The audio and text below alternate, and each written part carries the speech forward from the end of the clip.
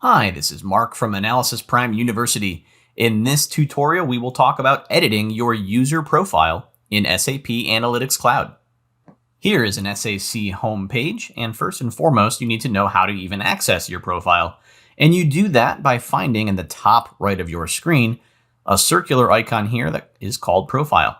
If I click on that, I will see this little menu here, and we are going to focus on profile settings for this video.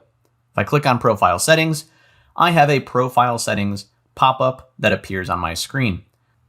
Now, what can we do from our profile settings? At the very top, we can choose to upload a profile picture if we would like to, instead of using the default circular placeholder for that. We can also change our profile and password information from the SAP Cloud Identity Provider. But bear in mind, your organization might have single sign-on or some other sort of authentication method implemented in conjunction with your SAC tenant. And in that case, changing passwords and that type of profile information will be handled separately. But now that takes us to our user preferences section down here.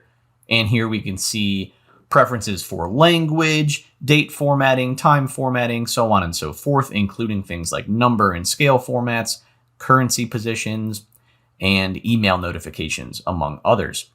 We can edit any of these preferences at any time by clicking on the pencil icon right here.